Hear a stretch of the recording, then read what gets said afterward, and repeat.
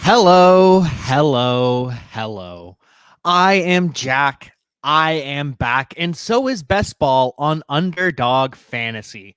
Yes, that is right.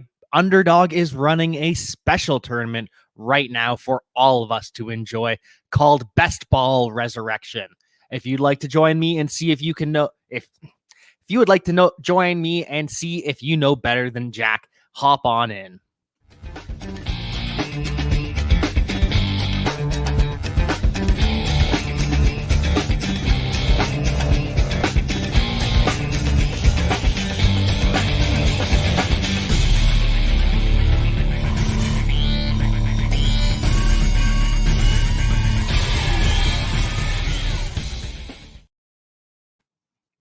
And of course, we did say best ball season is back. But before we get to that, we're going to get to the news. Jason Pierre-Paul is out for this game versus the New England Patriots. Tom Brady versus Bill Belichick. Not the rematch, I suppose, but the grudge match, the match to settle it all. And the Patriots will have N'Keal Harry back from injured reserve. Doesn't matter in fantasy. Not really. Probably not going to pick N'Keal Harry up because he's probably not going to do a whole lot. Same with John Ross. He's back from injured reserve. He's going to play, but part of that is because the Giants have absolutely no one at receiver right now. Sterling Shepard, the wide receiver 1 for them, out with a hamstring. Darius Slayton, the wide receiver 3 for them, out with a hamstring. Kenny Golladay, he's banged up with a hip injury, so it's going to be John Ross, Kenny Golladay, and Kadarius Toney out there, I guess, and it is not going to be pretty for the New York Giants. Le'Veon Bell has been activated by the Baltimore Ravens, and friend of the show, Luke, he asked us about Tyson Williams versus, I believe it was Trey Sermon. Tyson Williams versus Trey Sermon. Who would you rather have on your roster for the rest of the season? And we went with Trey Sermon because the difference there, Tyson Williams is going to give you a little bit of upside. He's not going to lose you the week. He's going to score you maybe 10 points, but this is a committee in Baltimore now. They've said it that they're not going to, the days of a bell cow back are over for the Ravens. And so Tyson Williams is going to be sharing carries with Latavius Murray, with Le'Veon Bell, with Devontae Freeman. And I know it's crazy. Why not let the young man work? It's just the new NFL. You have to get through 17 games now. You need your running backs to stay healthy all season long. Malik Turner is coming back from injured reserve. Not important. Rashad Penny on injured reserve. Also not important. Rashad Penny, such an unfortunate career he's had, marred by injuries. You hate to see it, but it's just the reality that we live in. And I'm sorry, Rashad Penny, but you are not fantasy relevant. And Josh Jacobs might not be either. He's still questionable heading into this game with the ankle and toe injuries. And Derek Carr was asked about it, asked what his thoughts were about Josh Jacobs. And he's like, well, yeah, he's out there. He's practicing, but like, can he run? Can he move? I hope he can, but that's yet to be seen. I do not think Josh Jacobs is going to be playing this weekend, making Peyton Barber pretty intriguing. I can't believe I'm saying it, but last week, Peyton Barber just carried the load for the Las Vegas Raiders. I believe let's check the numbers here. In week 3,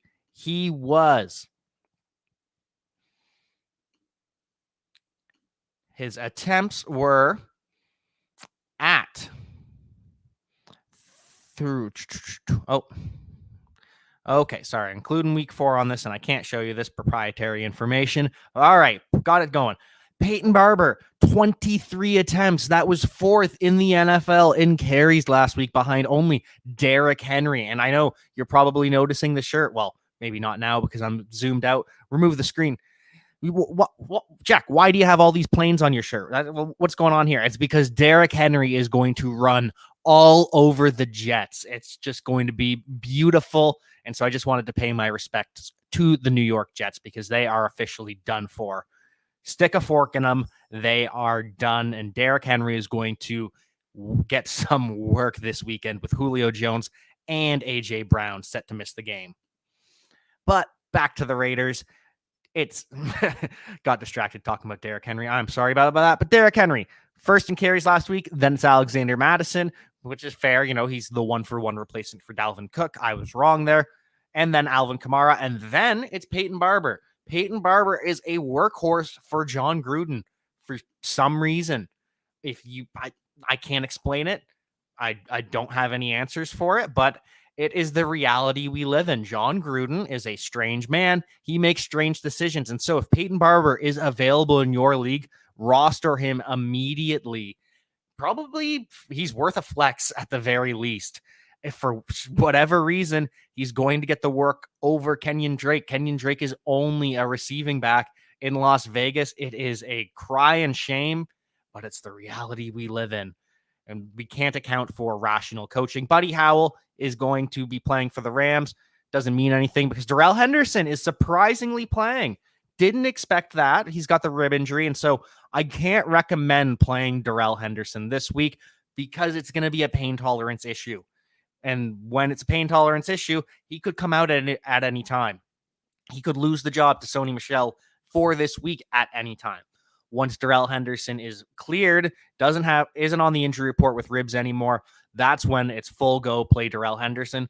But this week is just too risky. You could be dropping to a 0 if you play Darrell Henderson and he gets hurt or if he re-aggravates that rib injury on the first drive or so. Ramondre Stevenson, he's expected to fill in for James White. I don't know about that. They kind of do two completely different things. Ramondre Stevenson is a 1-for-1 replacement to LeGarrette Blount, and James White has a very specialized role as a pass catcher.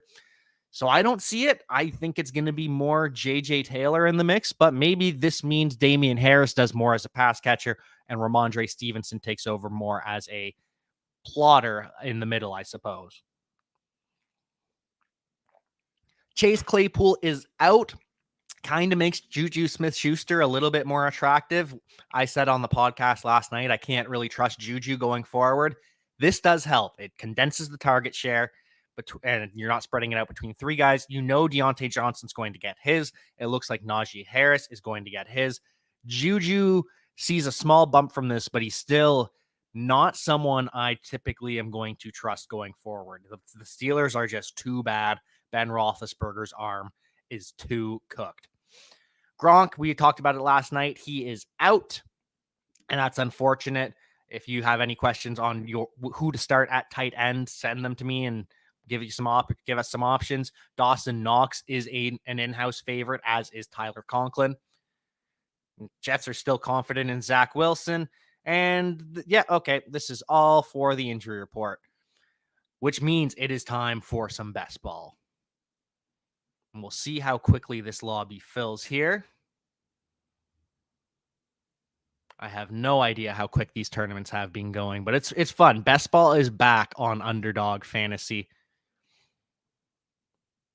Oh, darn. 11 people. All right. So we'll go to the pick'ems in the meantime until people start filling up this lobby. So for the NFL over-unders and the spread. So game one, Giants at the Saints. We have Daniel Jones over 265 total yards.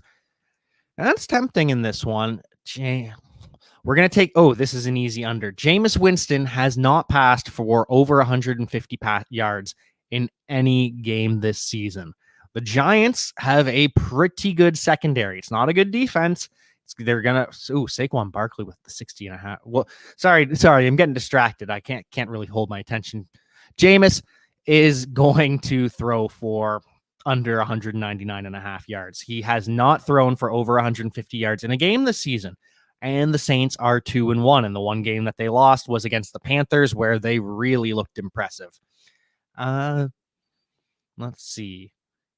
So yeah, Jameis is who would have thought that Jameis Winston getting LASIK would make him just nuked as a gunslinger? And nope, we're treating Jameis like it's Drew Brees back in the day. We're going to protect them. We're going to play strong defense and we're going to run the ball. It's just, who would have thought?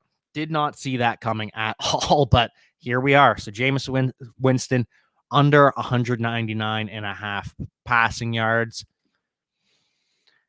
Okay, that second one that I liked, Saquon Barkley, over 60.5 rushing yards. I really, truly wish this was rushing and receiving, and it was a higher yardage. That would be so much better because this is a good Saints defense. But Saquon Barkley is back. He is back to playing full snaps, and we've seen him just ramp up each and every week. He's improved each and every week. All it takes is one run. Like, so last week he broke a 40-yarder. Like, he looks good, and I think we're taking the over. I think Saquon Barkley is fully back, and I just really wish it was rushing and receiving. And for the other ones, okay, Alvin Kamara, easy over on this one. How dare you? The betrayal. What's wrong, Steve? Why did I upset you? Saquon Barkley? Jameis Winston? Which one hurt you? All right. So Alvin Kamara over 113.5. And yeah, I think it's just going to be these three on this one because Alvin Kamara, he is getting work. We talked about it earlier. He was third in the league last week in carries over Peyton Barber, only behind. Oh, I'm sorry, Steve. I did not know that. I'm just going with history. Under 150 yards passing in each of his first three starts. And the I feel so bad now. I should have done my research, but I just they've nuked Jameis. He's not the gunslinger he once was in New Orleans. So $1 on that. Confirm, and here we go. All right, now over to the spread. So what do we have here? Oh, Saints favored by 7. New York Giants giving up an average of 267 pass yards this year. Well, I should have done more research here, but part of this is I'm going to go with the over, or with the Saints hitting the over, winning by 7 points, and that would mean necessarily that Jameis doesn't have to pass a lot. So I guess I'm stuck into this this mistake. I'm willing to admit it live on air that I didn't do my research. I should have read Steve's props bets. I did watch the show, but I was not paying attention and did not commit it to memory. And so bad look on me, but we're doubling down here, and we're going to say that the Giants lose by over 7 points, and that's why Jameis doesn't have to throw a lot. That's what we're going with here.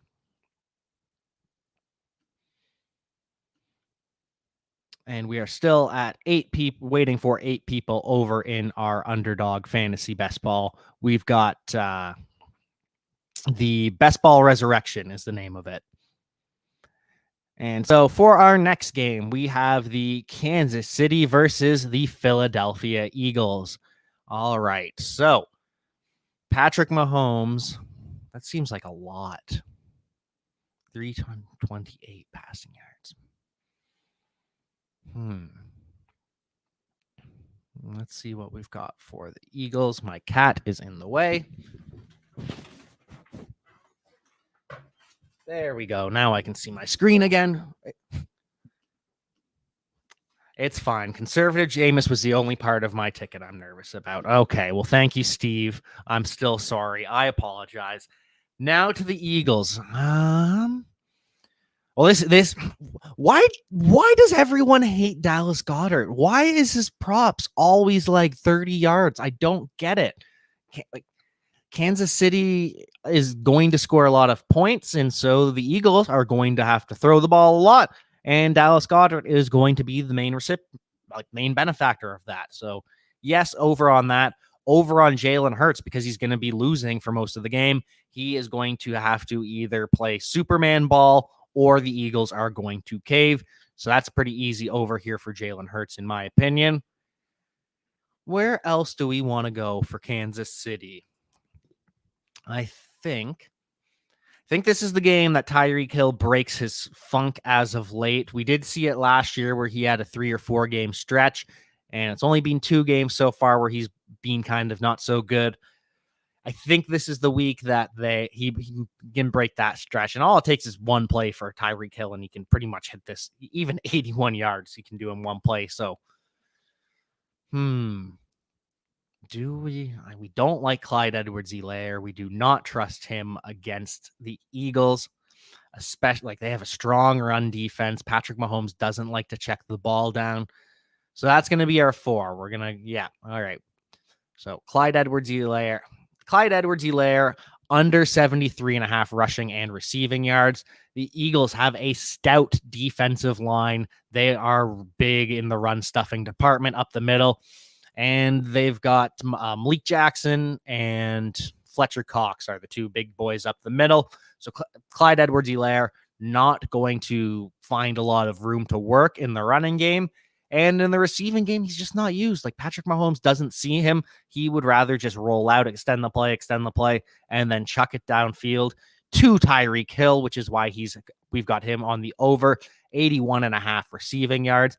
And because they're winning Kansas City, Jalen Hurts is going to have to hit the over. He has to play Superman ball in every game. The Eagles are not good enough without him going full hard carry with this Eagles offense. Like the O-line's getting worse. And I know this sounds like I'm not making the case for Jalen Hurts, but he really just has to be full on YOLO ball. It's like Ryan Fitzpatrick. Like he's just going to have to sling it. He's going to have to scramble. He's going to have to make it work himself. He does have some helping Dallas Goedert though. So we're going to lock this in for the 10x payout. And make sure if you want to use or play on UnderDog Fantasy, you use promo code nonsense when you sign up. So that's the official slip here. We are still waiting for 3 more people to join our tournament. Remember, that is BestBall Resurrection. BestBall Resurrection. I am great at this whole sponsorship thing, all these plugging things. Really good with the words, I am. Don't fire me, Steve. Please. All right. Houston at Buffalo. Oh, goodness. These are all... Okay, we like the over on Brandon Cooks. That is the one easy over. He is going to get fed the ball like he is each and every week. Waiting for 2 more people. I will be keeping an eye over on this. Oh, we did forget about the spread on the last game. So, Kansas City versus Philadelphia. Where are we here?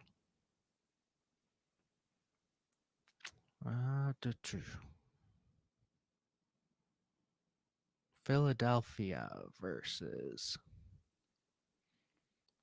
I am just so bad at it. Is this not listed? Oh, no, here we are. 7.5 point favorites for Kansas City. That's a lot, but like the Eagles are, they're not good. And I think Kansas City has been a little bit slow to start. They need to pick things up a little bit. So we're going to go with Kansas City covering 7.5 on the over. It's going to be a big statement win. And that's why the Eagles are passing to catch up.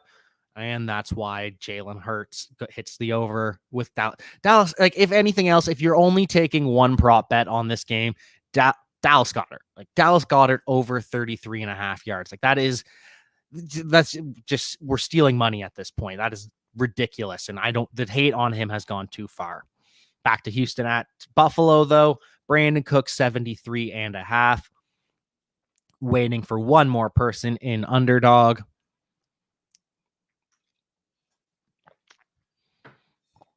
All right, so rest of the game.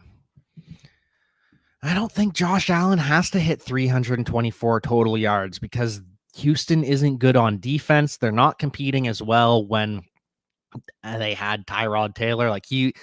Tyrod Taylor was doing the same thing as Jalen Hurts. He was going with the hard carry, putting the team on his back. Davis Mills has not been able to do that.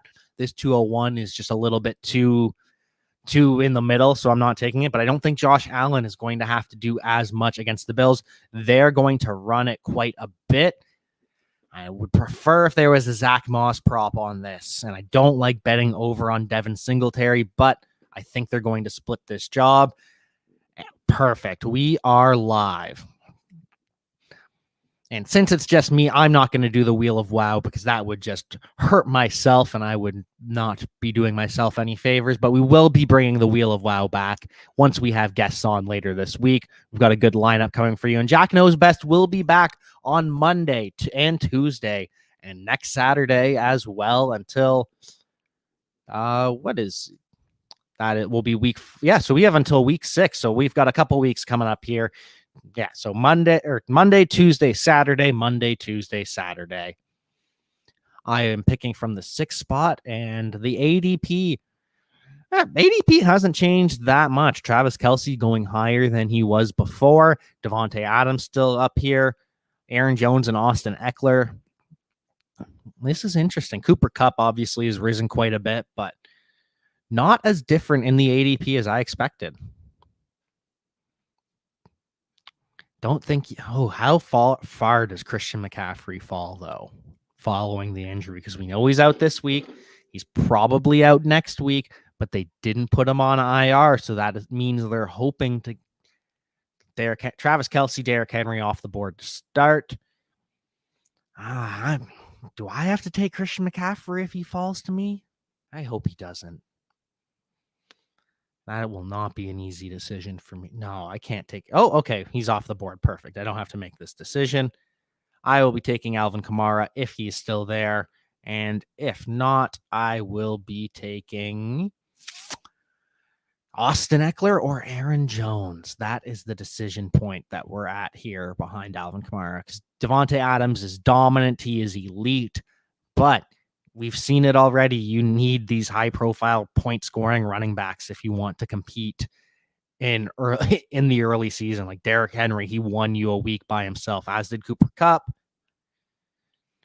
We are going to go with Austin Eckler because he's a big fantasy football guy, really good guy. We do like Aaron Jones as well, but yeah, Austin Eckler off the board here because the Chargers offense has just been absolutely balling. Justin Herbert, best hair in football, might be the best up-and-coming quarterback in all of football.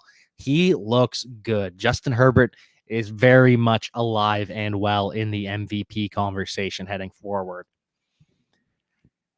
Aaron Jones off the board as well. And yeah, that was a tough decision point because the Packers look better than they were.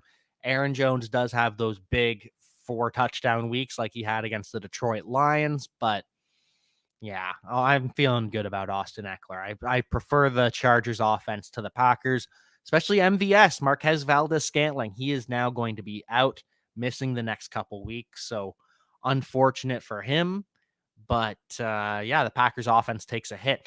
And like Jordan McDonald said on the podcast last night, wouldn't it have been nice if they didn't have to rely on Marquez Valdes-Scantling, if they had drafted a T. Higgins or a DK Metcalf or just anyone to help Aaron Rodgers these past couple years, a Deebo Samuel, like there are just Brandon Ayuk, so many talented receivers that they just didn't want. They just decided, no, we would rather go with no help for you. And then now we're going to replace you with Jordan Love. And somehow this is all going to work. We're going to make Jordan Love work, carry this non-existent offense that Devontae Adams now wants out of as well.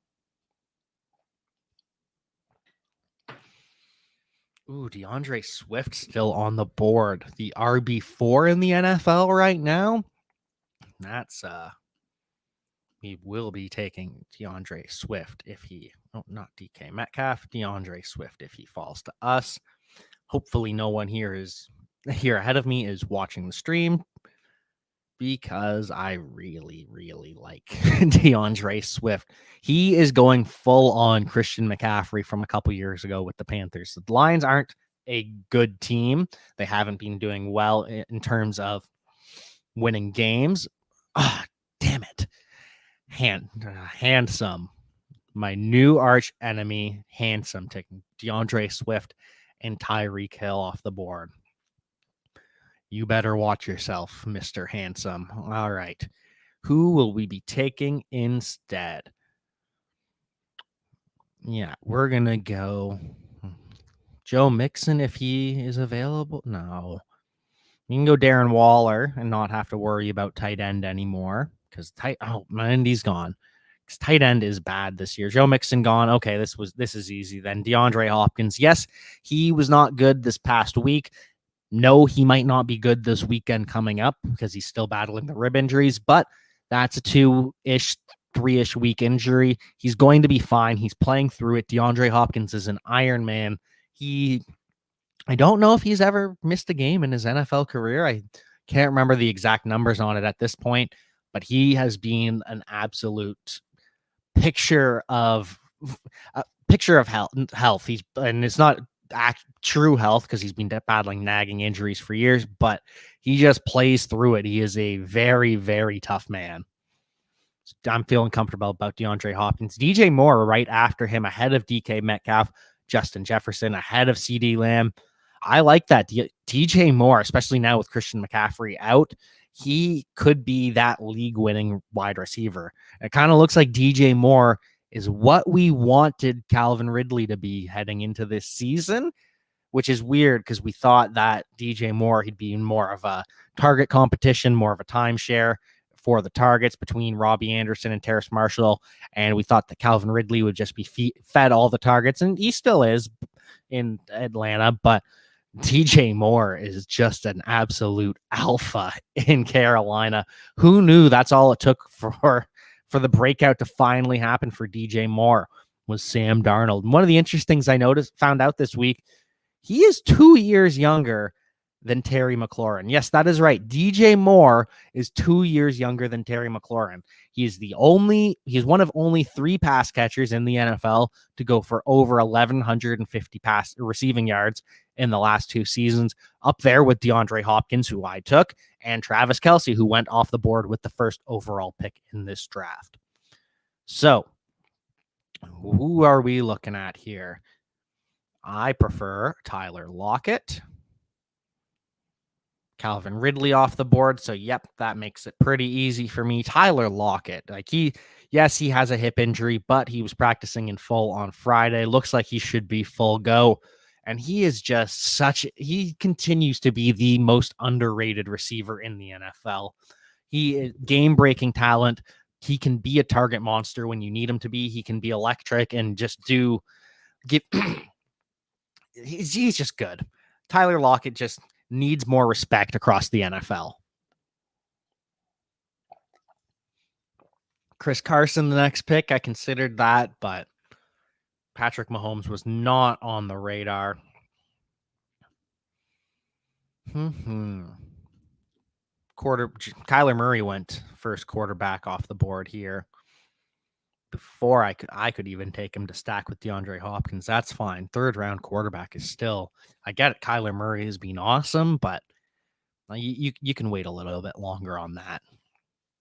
Big receiver run off the board here, and that's why I am glad that I took a running back early instead of Devontae Adams, because it is such a steep drop off after that top bunch. I truly wish we could have got DeAndre Hopkins or DeAndre Swift on our team or Joe Mixon on our team, but it is just such a drop off at running back after this. 4th round, we've got David Montgomery and Clyde Edwards-Helaire, and after that, Kareem Hunt, who is, don't get me wrong, he's been great. He's been getting a lot of involvement this year, surprisingly, but the Browns have been up. He's been getting a lot of touchdowns, and he's still a satellite back on a or on a run heavy offense. So how long can he keep this up? So yes, it is quite the drastic drop off at running back at early. Darrell Henderson goes off the board at the start of the 4th round. I do like that one. We talked about it earlier. Don't love him as a play this week. Don't really trust him that much because it's ribs and it's pain tolerance, but we keep saying it's supposed to be a 2 to 3 week injury. This is going to be his 2nd week that he's dealt with it, and he's playing through it. So next week he should be back more towards normal, back to ready to go. I think we're going to take David Montgomery here just to get our 2nd running back off the board. Deebo Samuel's been dominant, but I feel more comfortable, especially we're going the 2-2 start with a running back, 2 receivers, and then sandwich it with another running back. I can get behind this. I typically like to go with a 3-3 approach through the first 6 rounds, mixing a tight end there, sometimes mixing a quarterback.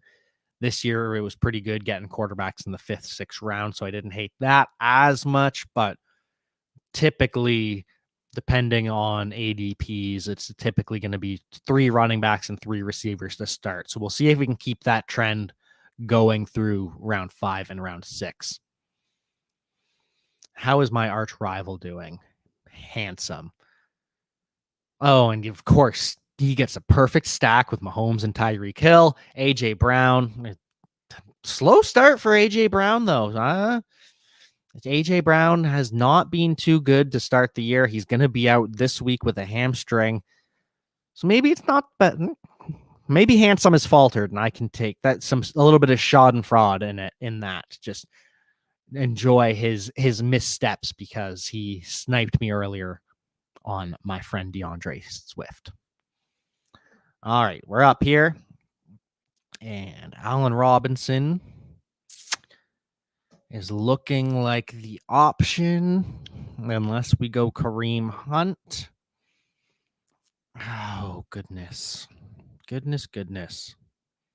Yeah, we're going to go with Allen Robinson. I talked myself out of Kareem Hunt.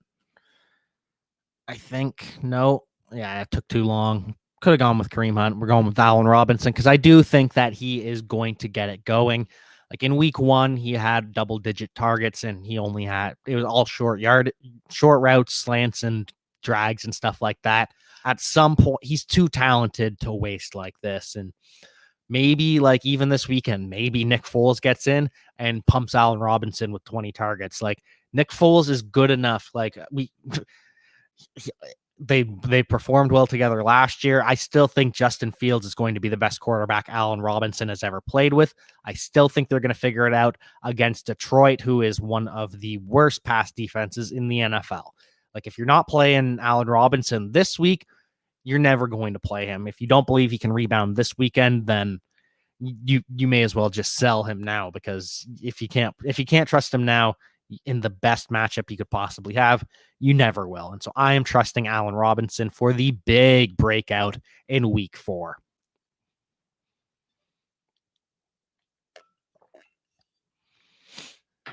Wow, Rob Gronkowski up into a 6th round ADP.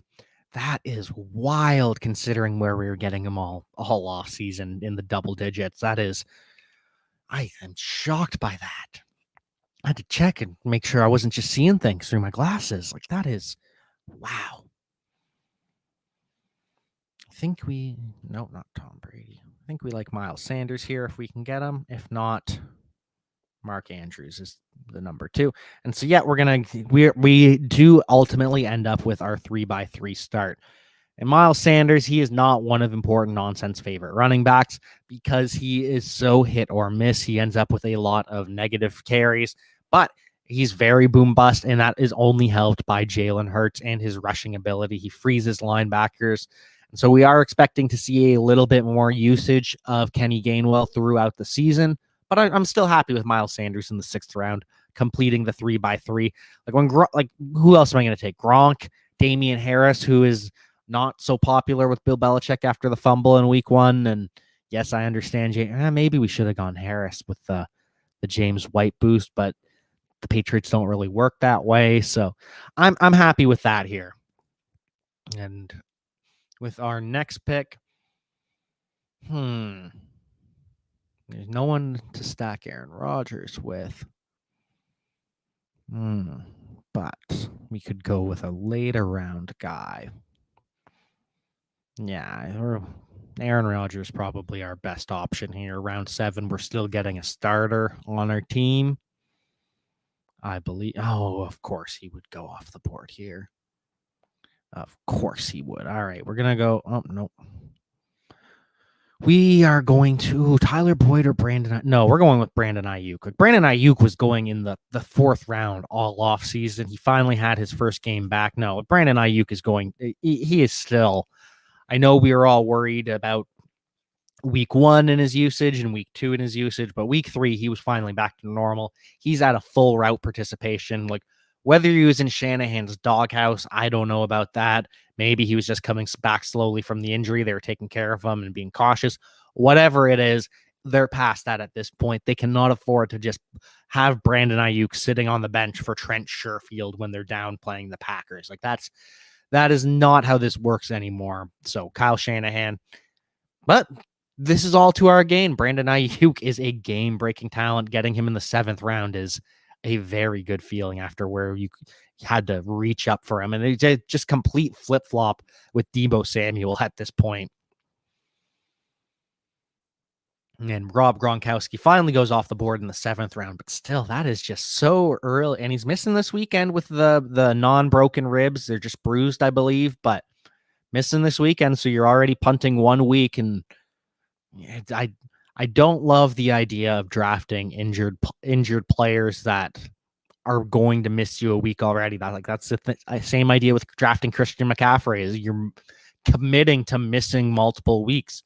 Same reason I wasn't drafting Michael Thomas off season, because you had to commit to, we're not going to have this guy on our fantasy team. We're investing capital, and it's different for best ball because you have a finite roster and you know he's going to come back. But in your regular leagues, it's taking up a bench spot that you can't use on a waiver player. So wasn't a big fan of drafting Michael Thomas all off season. And I'm going to be avoiding these injured players that we're expecting to come back, like a Rob Gronkowski. Even though he's been great, can he keep it up, though? Okay. So with our next pick,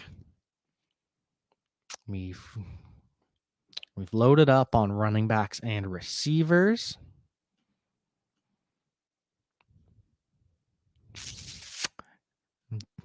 Jerry Jeudy, talking about injuries, but Jerry Jeudy, when he comes back, 8th round is a great place to get him. But I think we got to go Damian Harris if he makes it to us. If not, Myles Gaskin. Yep. Okay. We're going to get one of the two here, and we're going to end up with Damian Harris. So ends up being right to pass on Damian Harris for Brandon Ayuk. Come back and get him. Now we've got the 4x4, and now we don't have to draft any more running backs. With this lineup, we're covered on our bye weeks, and during our bye weeks, it's going to be Eckler and David Montgomery. Because it's a tournament, you want to, essentially what you're doing, you're not just betting that, like, to win a tournament, a lot of things have to go right for you. Essentially, everything has to go right for you to win a jackpot, essentially. And so if that's going to happen, we're betting that all 4 of our running backs hit here. And if they don't, then we're not going to win the tournament. And so why would we waste more picks on running backs late in the draft? Like, why roster a Ronald Jones who's not going to start? Oh no. Why roster a Ronald Jones when we expect all of our players to hit? Okay. We are on the clock. Oh, goodness. We got to do this quick. All right. Emmanuel Sanders or Jacoby Myers. Jacoby Myers getting a lot of targets. Emmanuel Sanders getting more of the big plays. We're going to go with Manny Sanders. He's been getting the air yards. Josh Allen is going to him deep early and often. Emmanuel Sanders off the board here. Who are we looking at for quarterbacks? We can't get Josh Allen. It's going to be Justin Fields is the most stackable quarterback here. Because we can't get Trey Lance isn't starting still. We don't know when that will happen. So, Derek Carr, though. MVP, Derek Carr. I think this is what we're looking at quarterback next, just because. Yeah, but we are at the replaceable level of quarterback in the draft. See, this is what I do when I'm not drafting, or when I'm drafting without other people to talk to. I just overthink everything. And this is why it's good to have guests on the show. But today, breaking it back in, wanted to roll it out slowly. UnderDog Fantasy has best ball back in action, and it is a beautiful thing. So make sure you use promo code nonsense when you sign up. So with our next picks, up in 7 picks, tight ends, I think Dallas Goedert is a steal as well. All right, so we're just waiting. No more running backs. I wouldn't mind pivoting off of wide receiver, especially Sterling Shepard. He's injured, and we don't want to commit to an injured player. Will Fuller, he's expected to be back, which is good, but yeah.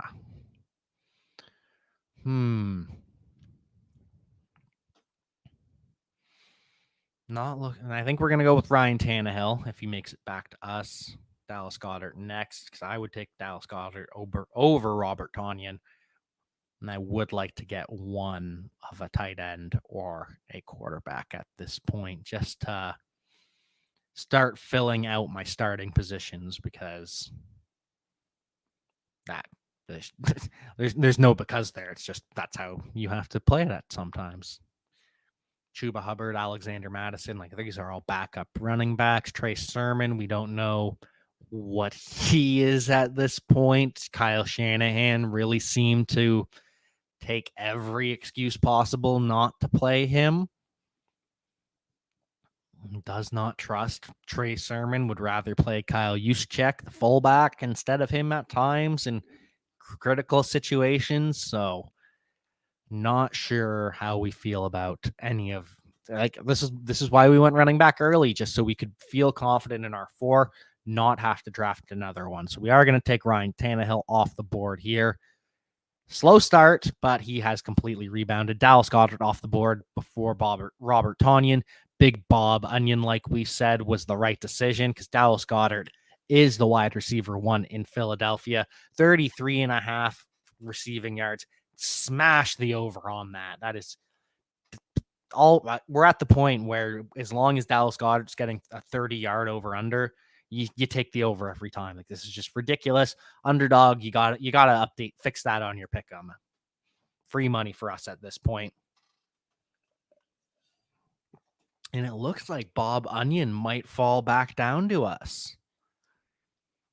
And if not, which receivers do we like here? Or maybe we double tap quarterback. That could be an option. Darnold. No, they got the same bye. With Fields and Allen Robinson, we could get on board with that. How far down? Fields is quite a ways down. No, but we do have the bear stack of Montgomery. Okay, no, we have to go with Tonyan, Big Bob Tonyan, if he's available. If not, we'll reach big on Justin Fields. But we've still got. There's a very, very high likelihood that Justin Fields falls back to us. I'm sure no one is going. Yeah, okay. We're taking Bob Onion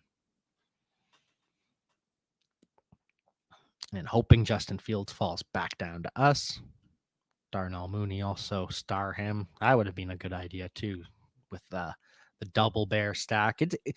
It's been a rough start for the Chicago Bears. I was wrong. The Bears are not back yet, baby. But it's coming. Justin Fields is still a phenomenal prospect. Matt Nagy will be fired at the end of the season. Ryan Pace, the GM, will be fired at the end of the season. And that's one thing I want to emphasize is it's not all Matt Nagy's fault. Like he is calling a bad offense. Yes, he's calling plays that are not setting Justin Fields up to succeed. Yes, he is not using Allen Robinson properly, but the offensive line is terrible, and that's not his fault. That is Ryan Pace's fault. They don't have any corners. That is not Matt Nagy's fault. That is Ryan Pace's fault. So it falls on both of them pretty equally, probably even more so on Ryan Pace. And so thankfully, the fans of Chicago's can say thank you for the parting gift of Justin Fields, because he is going to turn into a star one day. But that day was not last weekend. Hopefully that day can be this weekend against the Detroit Lions. And will Darnell Mooney and or Justin Fields fall to us? Mooney more likely to be gone, but Fields is starting to creep up the draft board as well here. And we need to make sure we do get Fields. So maybe we reach. Yeah, we're going to reach on him here. Unfortunately, I think. Is no one going to take Mooney before we're up? I guess he hasn't performed up to date. AJ Green, wow, he has jumped quite a bit here. AJ Green was going undrafted a lot of the time throughout the offseason, and he's worth it with that 100-yard game he just had. He's definitely worth being drafted now. See, AJ Green off the board. Handsome, our arch rival, takes Latavius Murray. Dalton Schultz. Wow, Dalton Schultz really shot up. That was not expected, and pour one out for Blake Jarwin. It looks like he's lost the job to Dalton Schultz. I do not like his running back. So double stack of the Lions, double stack of the Ravens. I guess really hedging there, Handsome. Less mad because I don't like his team, but I'm still bitter that he took. We got to take Justin Fields here. Unfortunately, I would love to take Darnell Mooney. It feels like a mistake, but we're gonna take Justin Fields. And see, how's that for conviction, Steve? How's that for conviction? Yes, I do believe in Justin Fields still. I still think he's gonna pan out. I still think he's a star in the making. And so I drafted him in best ball over Trey Lance this time, over Baker Mayfield even. So we still believe in Justin Fields. Almost no chance Darnell Mooney falls to us, but that's okay. I'm at peace with that because we do have the double bear stack.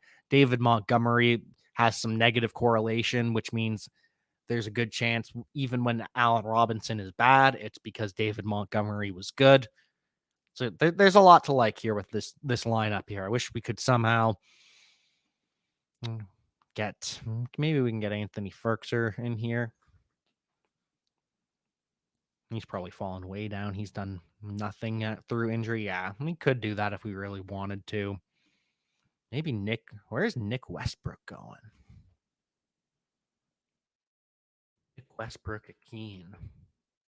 That's a back end. Yeah, going out in the 200s. So that's going to be one that we're. Oh, Darnell Mooney did fall to us. Thank you, friends. So yeah, we're all in on the Bears still. How's that for conviction, Steve? The Bears are back-ish, baby. So David Montgomery, Allen Robinson, Darnell Mooney, Justin Fields. It's a lot of confidence in a rookie with a bad offensive line with Matt Nagy at coach, but we're all in, and this weekend is going to be the test, and I'm ready for it. I'm ready for fireworks against the Detroit Lions. They're going to lose. Don't get me wrong. I've repeated on the Believe in Lions podcast that the Bears are going to lose this weekend, but I'm ready for them to score points finally. I think that's all we need to see. Goff is going to ball out because the Bears don't have any corners, but yeah, it's poor Justin Fields, man. Like poor Justin Fields. He is just so not having the help that he needs. We're obviously not drafting Nick Westbrook here. We're just gonna keep him in our eyes. Yeah, he's down here behind Khalif Raymond. Makes sense. Only two quarterbacks. We're not going to take another. Tight end. Dawson Knox creeping up boards. I think we're just going to go best player available that's not a quarterback or a running back. And so we're probably going to go with one of the two. No, we're going to go with Dawson Knox because he's also up here. Because Dawson Knox has looked good.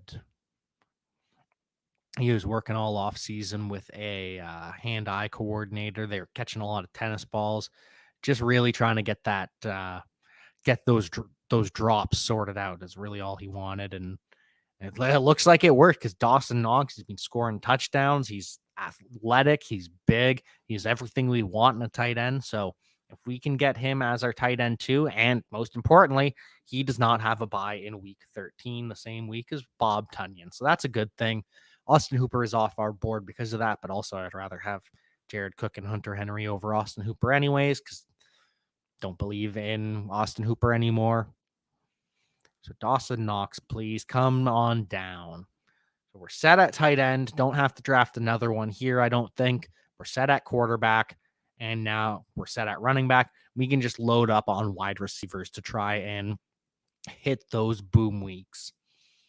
And this is my ideal tournament lineup, to be honest. Like, this is pretty perfect in terms of build. Obviously, I wish we had more stacks. We're going to get there with Nick Westbrook, I suppose. We're going to get there with not Zac Pascal. Are we going to draft Chester Rogers? I don't know about that. He's way down here, so maybe we can draft him with the last round to get some more correlation in there. But yeah, anyways, I would prefer more stacks. If we could have, probably should have drafted a quarterback earlier to pair with one of these stud wide receivers. But 2 quarterbacks, 2 tight ends, 4 running backs is my perfect best ball tournament build. Just because, like, what I mean when I say we're assuming that all of our predictions hit is like that everything has to go perfectly for you to win a tournament like this. Like, you are competing with thousands of other people. To be 1 in 1,000, you need incredible luck. And for that luck to happen, we're assuming all 4 of our running backs that we took in the first 6 rounds are going to hit. So we can hope for that to happen. That's the only way we're going to win the tournament. Maybe only 3 do. That can still win us the tournament. But if 2 of them bust, there's no chance of us winning. So why invest in a late round running back that's probably not going to play for us? And so Zac Pascal, come on down. Zac Pascal is the wide receiver 1 for the Colts, apparently. He should have been off the board here. Zac Pascal has absolutely turned into a player you want. And one of my friends on Twitter was just hyping Zac Pascal all off season just because why not him? He's a last round pick in best ball. Paris Campbell has never been able to stay healthy. T.Y. Hilton is old, and T.Y. Hilton is now injured with the neck injury. Doesn't have any timeline on when he's going to be back. He's just not ready yet. Paris Campbell has been a little bit hobbled up too. So why not Zac Pascal? And it's turned out he's been the full-time slot receiver there in Indianapolis. And even though they're terrible, the ball has to go to someone.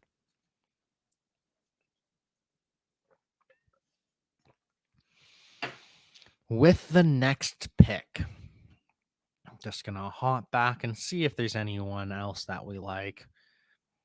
No quarterbacks that feel like it would be worth it at any point to take anymore. Ooh, Marlon Mack, though, could be a league winner at running back. So he's getting traded, it sounds like. And if a team trades for Marlon Mack, could they commit to him?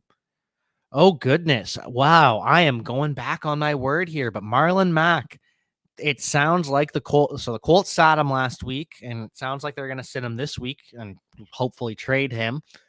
And yes, it'll take time for him to get going in a new system to learn it. But Marlon Mack is supposedly healthy.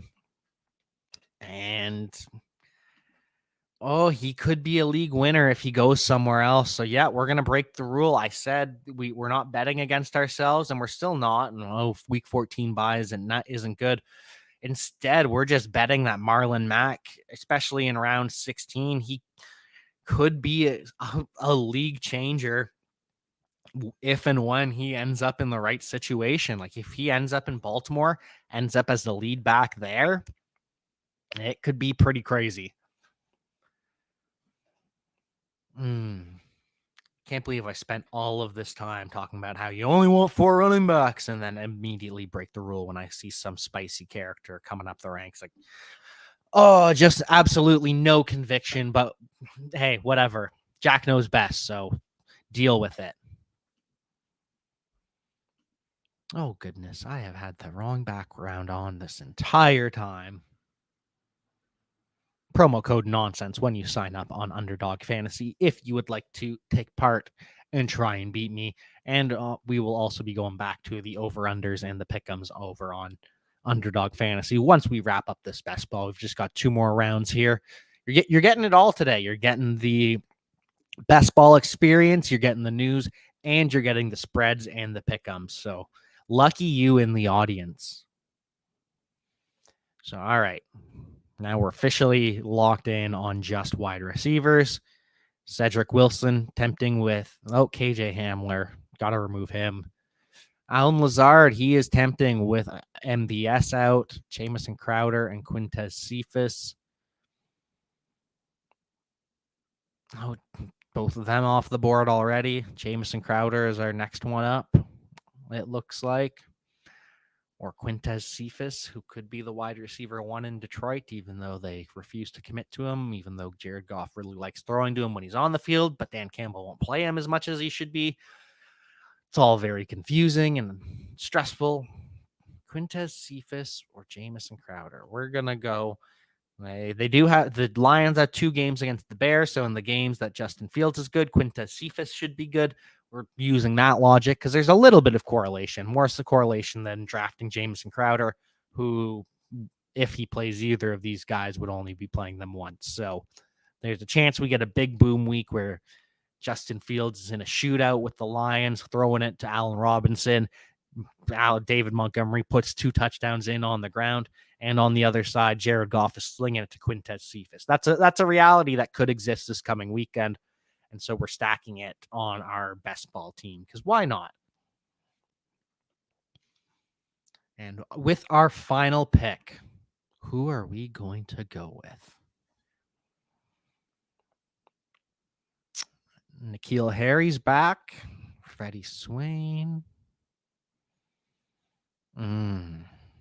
Josh Reynolds. He's still there and in Tennessee, apparently. Chester Rogers.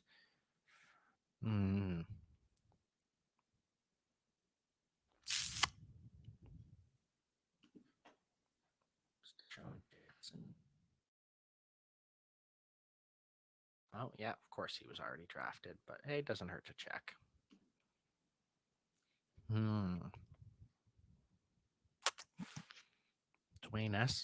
Diami Brown has looked pretty good. Poor KJ Hamler with the ACL. That was a gut punch. I do love KJ Hamler.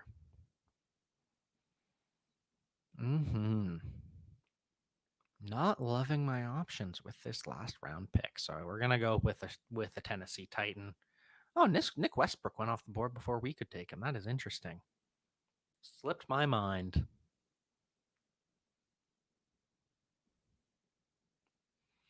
All right, we're gonna go with Josh Reynolds, even though Chester Rogers has been playing over. No, we're not going to go with our own biases. We're going to go with what they're telling us with their actions on the field.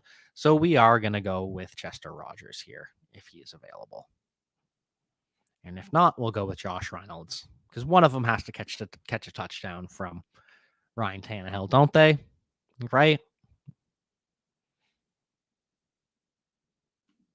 Boom, Chester Rogers off the board. And that will finish up our draft. All right, so to recap, Ryan Tannehill, unfortunately, we're playing him naked. No stacks at all, but we went heavy on the stacks with Justin Fields. We got David Montgomery, some negative correlation in there as well, and then stacked with Allen Robinson and Darnell Mooney. Rest of our running backs, we're hoping that Marlon Mack gets traded to a team like the Ravens that's in search of a RB1.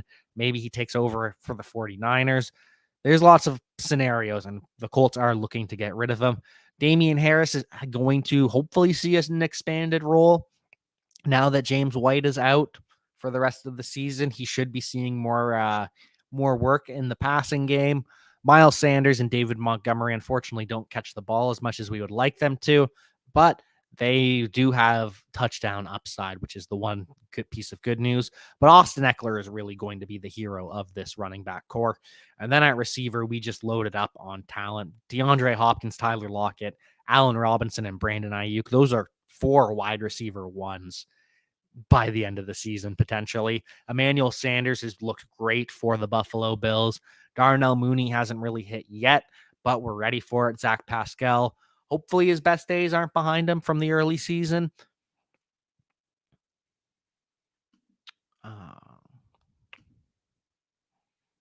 There we go.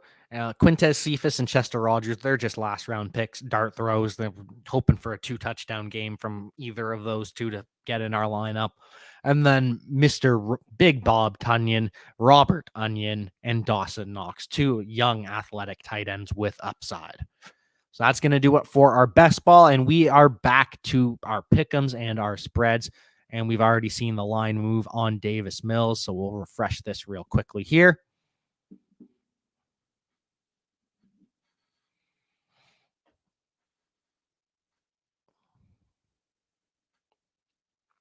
All right, over 2.5. Didn't move that much. I think they went down 1 yard, maybe. All right. It's Brandon Cooks taking the over. Like we said, Josh Allen isn't going to have to hit the under. Oh, Dawson Knox. Yes, over. And it feels hypocritical. They're going to hit the over on Dawson Knox, over on Devin Singletary. Over. Yeah, okay.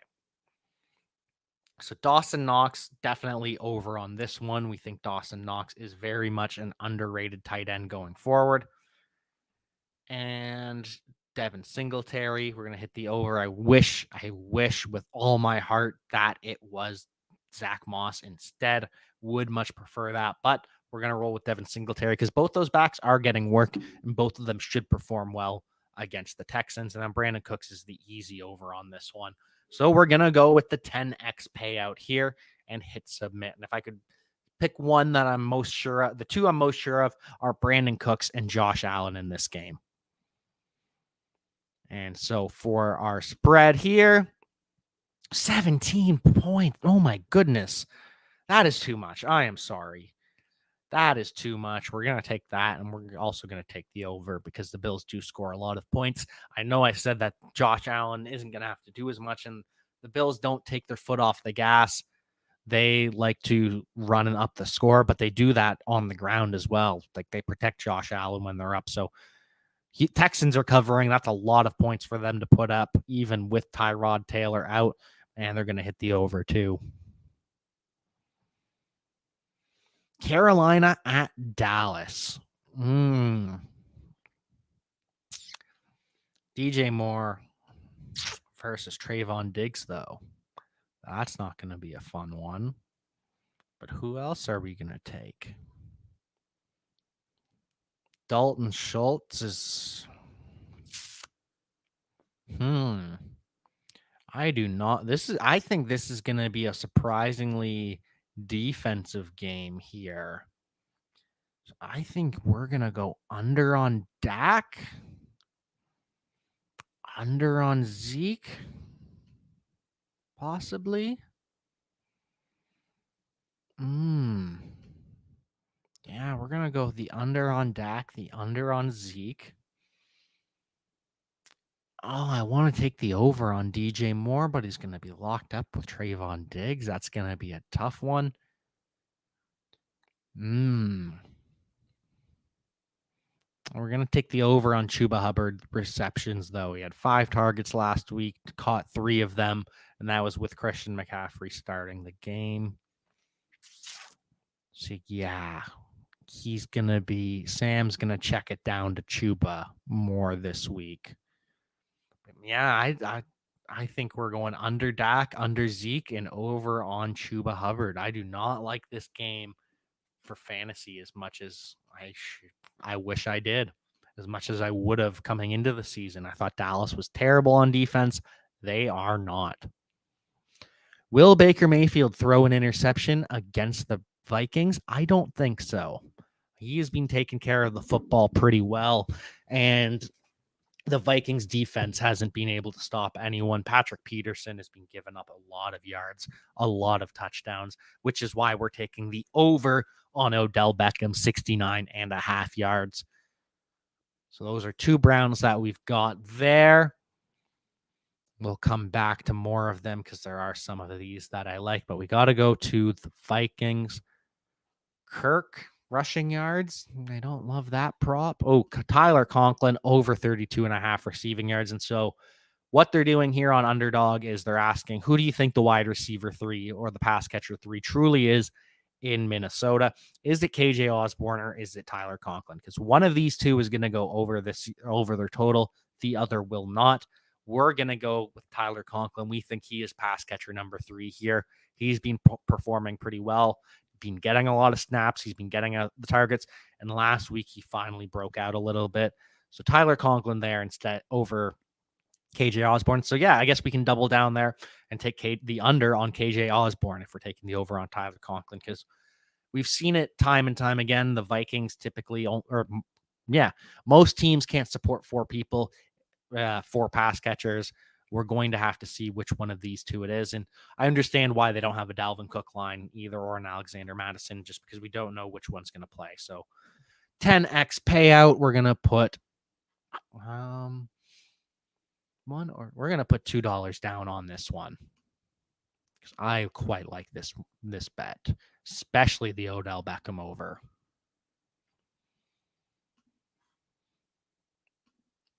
And so, we skip. All right, so we got to do back-to-back here. So Dallas Cowboys, Carolina Panthers. Ooh, now I kind of like the Panthers plus to cover here. Yeah, I like the Panthers. I think this is a field goal game here. I think that, and I think it's the under as well. Yeah, I think this is a closer game than we expect. I think both defenses perform pretty well. So we're going to parlay that, and we're going to put $3 down, because I'm pretty comfortable on the Panthers covering and the under hitting. I think this is a sneaky game to avoid in fantasy, like we said. All right, and for our next one that we talked about, who was it? Going to have to hop back here. Oh, right, of course, Cleveland and Minnesota. Cleveland and Minnesota. There we go. Oh, this is a pick 'em, and we're going to pick the Browns.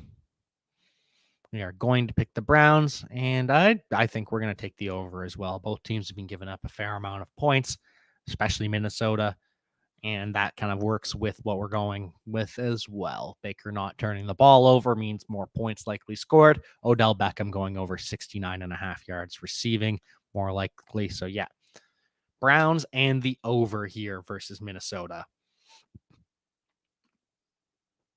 All right, next game up, the Indianapolis Colts versus the Miami Dolphins. Jacoby Brissett in a revenge game. So we're taking the over here easily on Jalen Waddle. My eyes wandered to that, and we instantly liked it. We're also going to take the over on Zac Pascal on 38.5 receiving yards. And the reason for that, Michael Pittman, Paris Campbell, they're the 2 outside receivers. They're going to be running up against Byron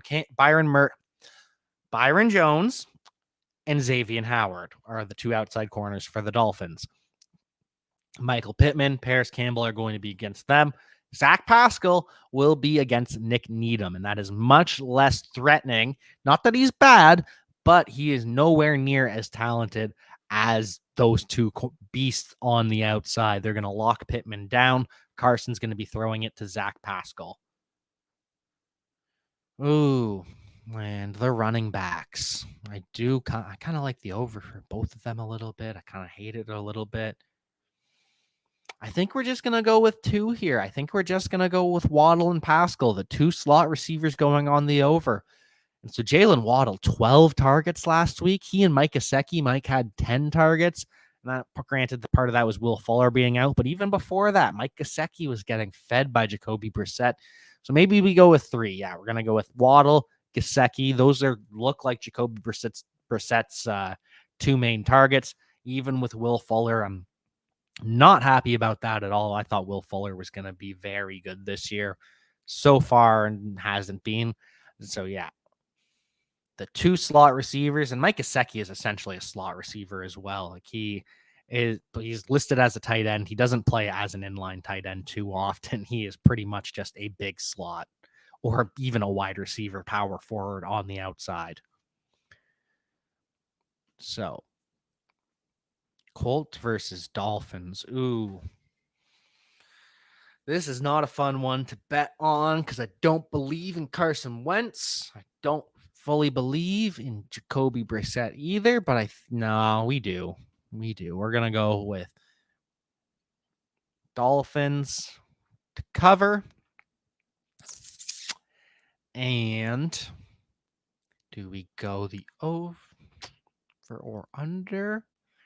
I don't think it's going to be particularly high scoring. That would be 21 points each, would be 42, and I don't see that happening. I don't see 3 touchdowns from the Colts. Probably don't see 3 touchdowns from the Dolphins either. So, yeah, we are going to parlay that 2.5 points on the Dolphins and the under 42.5 points. Dolphins are going to win something. Maybe the Dolphins can score 21 points. Maybe it's going to be more something like 17-13 or something like that. All right, so Tennessee at New York Jets, and this is exactly why we are wearing this shirt here. You can see the Jets, the planes, and it's because the Jets are going down to Derrick Henry. Derrick Henry easily over 123.5 yards here. He can't technically get this all on one carry. You can only go for 99 yards as on one carry, but if he could, if the field was long enough, you could see Derrick Henry getting a 150-yard run on one carry against this Jets defense. So Derrick Henry absolutely hitting this here. That's exactly why we wore this shirt. Don't love any of the rest of this. I wish there was a prop on Nick Westbrook-Ikhine because he is the wide receiver 1 there. Anthony Ferkser is back, so he should be a little. No, we're not going to trust this. Okay. Oh, Michael Carter only rush yards. Ty Johnson rush and receiving yards. None of these are fun for the Jets. I don't like any of these. Jameson Crowder is back though, so maybe he gets more involved because Corey Davis hasn't been doing Zach Wilson any favors on the outside. And Michael Carter, it does seem maybe they do commit to him. So yeah, we'll go with Crowder on the over and Carter on the over here. Really wish Carter was also receiving yards, but what can you do? All right, so we're going with 3 receivers there. We're going with 3 players there. Derrick Henry, the rush yard over. That was always obvious. Jameson Crowder with the over because he's finally back. And Corey Davis has not been living up to the hype. And Michael Carter hopefully hits the over on rush yards here. How many points are the Titans favored by? I got to know. Only 6. Only 6. Nah. I think the Titans cover this pretty handedly. $2 down here on the Tennessee Titans covering 6. Jets aren't good at all. They've ruined so many quarterbacks. Like they ruined Mark Sanchez. Maybe it wasn't actually his fault that he ended up sucking. Yeah, they ruined Sam Darnold. We know now it wasn't fully his fault that he was bad with the Jets. He looks pretty good now. And Zach Wilson looks like he's next in a long line of Jets failures at quarterback. Oh, so we only have David Montgomery here. We will take the... this is just unfortunate. Over on DeAndre Swift, because we always take the over on DeAndre Swift. We are going to take the over on TJ Hawkinson. He did not get going at all last week. And I can't see Dan Campbell going back-to-back games without getting TJ Hawkinson very involved. So DeAndre Swift, TJ Hawkinson, both over here. David Montgomery. I think we're going to go the over. The Lions got... They held better against the Ravens, but yeah, we're going to go the over for David Montgomery. So Swift, Hawkinson, and David Montgomery. And make sure you tune into the Believe in Lions podcast that comes out every Thursday morning. Starring myself and Jerry Ball, former Detroit Lions player. There we go.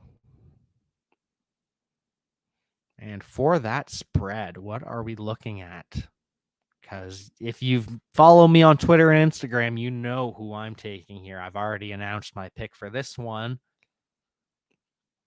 Where are you? Oh,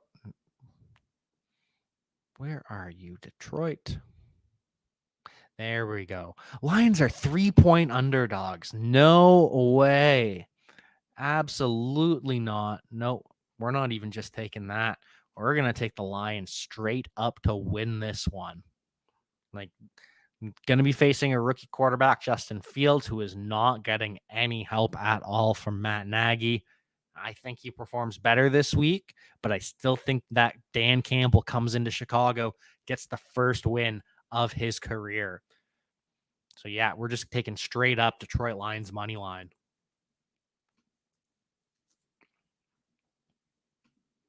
I believe in the Detroit Lions, and so should you.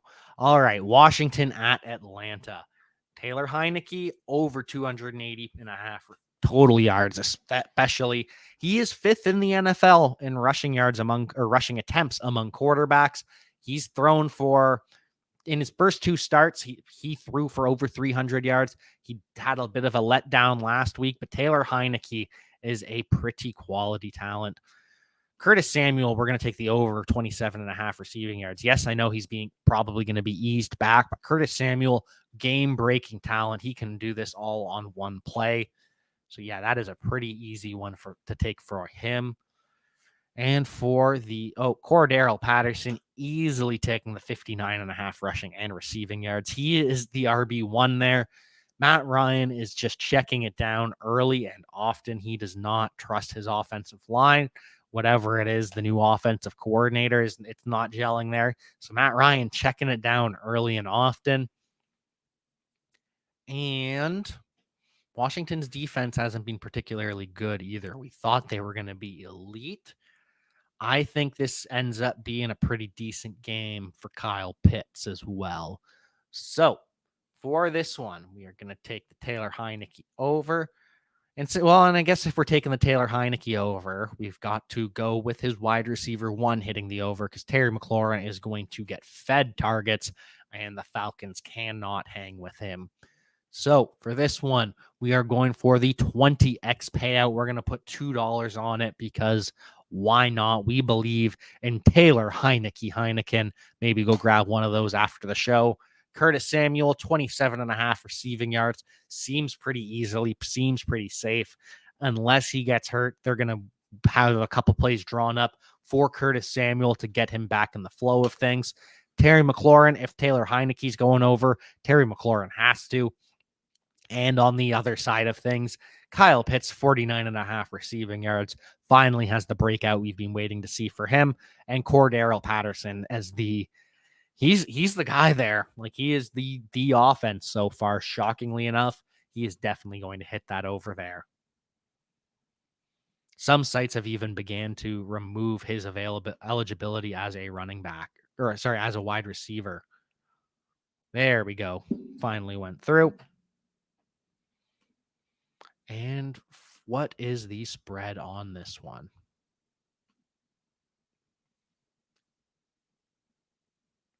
Falcons. Did I miss it?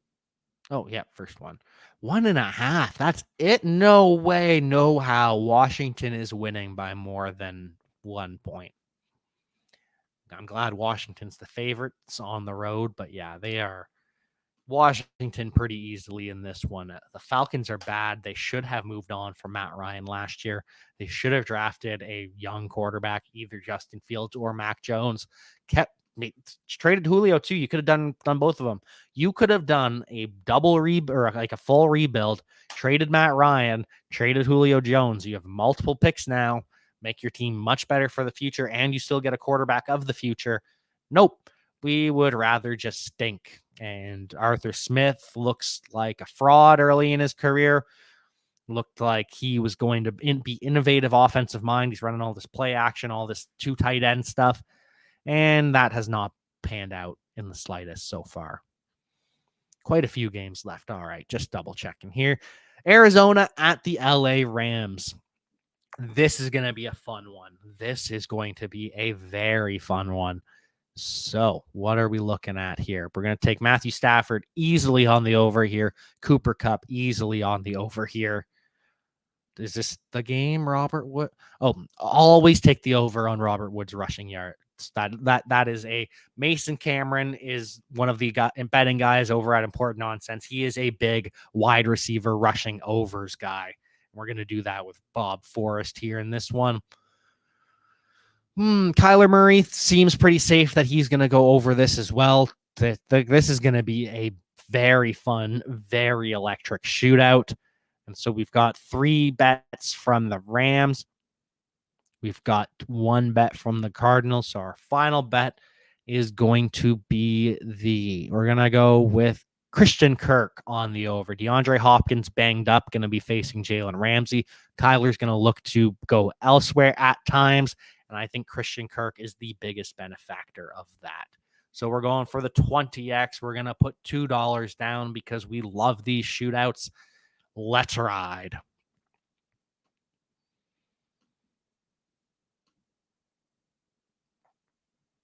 Does not want to confirm.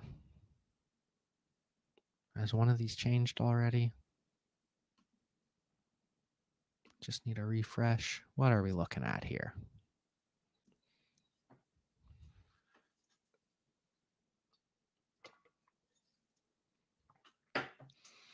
Is it the internet? Because that's very possible.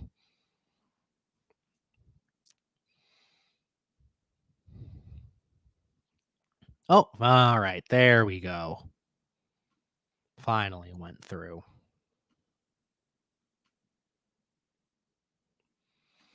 And for the spread of that one, Arizona, LA Rams. Ooh. Rams favored by 4.5 at home. I don't know about that. I do think they win, but I think the Cardinals cover in this one. I'm going to go Cardinals covering and the overhitting. I think this is going to be electric. Rams do have a pretty good defense, but I still think this is going to be a high-flying, high-scoring game that the Rams win. This is more of a field goal game than a full 4.5 points. Like even if the Rams get the last touchdown, win by 4, and it's not a field goal game, we still win on that one. So, yeah. Next up here, who do we got?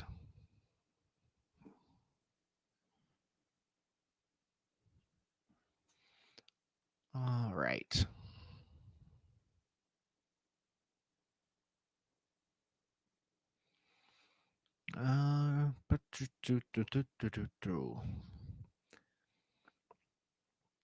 That's probably going to be the main event of the weekend. So 3 games left. We've got the Seattle Seahawks and the San Francisco 49ers. Seahawks passing game is bad. Russell Wilson hitting the over here for sure. Will Disley, don't like this, even though Gerald Everett is out. Fred Warner is one of the best coverage linebackers in the NFL. So we don't love that. We did talk about Brandon Ayuk being back. So unfortunately, this isn't as exciting of a one as I expected to. I do think this is going to be a high-scoring game. I think George Kittle up against Jamal Adams. I think we're just going to go with Russ and Ayuk on this one.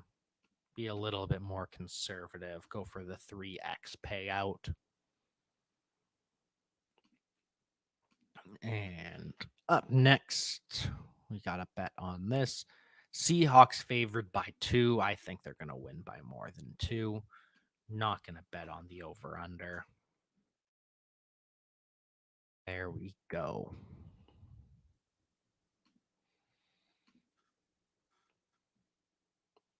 What's up next?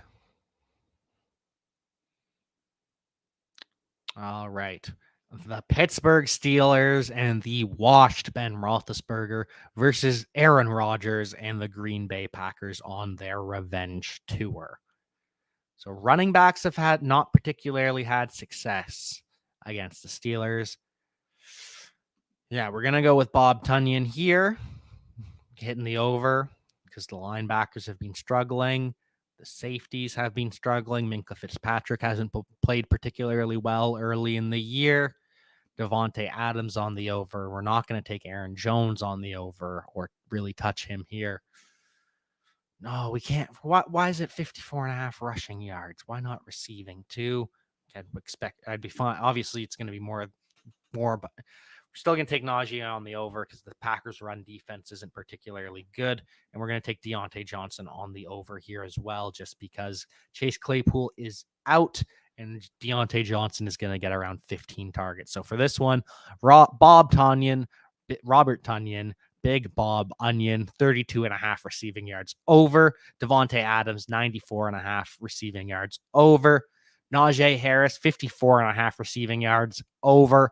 And Deontay Johnson, 64.5 receiving yards over. And like I said last night many times, like I will continue to say, the only two players that I can trust on the Pittsburgh Steelers are Najee Harris and Deontay Johnson. Everyone else, Ben Roethlisberger, Juju, Pat Freiermuth, Derek Ebron, can't trust any of them. Can't trust Chase Claypool going forward, even when he gets healthy. So Pittsburgh Steelers versus Green Bay Packers. 6 points. Yeah, we're going to take the Packers on this one. Not going to touch the over-under. Don't care too much either way for that one. But Ben Roethlisberger is done. He is not hanging in there with Aaron Rodgers on the revenge tour. And so for our final game, we come to the Baltimore Ravens at the Denver Broncos. They're a good defense up in Denver or out in Denver. And the Ravens haven't lived up to the hype so far. You're going to take the Cortland Sutton will be matched up with Marlon Humphrey, which means Tim Patrick will have an easier day. So we're going to take the over on Tim Patrick and Noah Fant. I think it's going to be more days from them instead of Cortland Sutton. And this is going to be a Mark Andrews game. And I wish there was a Rashad Bateman prop. Marquise Brown's looked good. No, we're just going to stick with these three. Big day for the tight ends, and Tim Patrick is getting his as well. And so finally, our spread for this one, Baltimore at 1 point. Baltimore is 1 point favorites on the road at Denver. No way. Yeah, no, we are. Oh, really? Yeah. Well, it's going to pay out more, I believe. No, 120 negative. Yeah, no, that's not how that works. Whoops.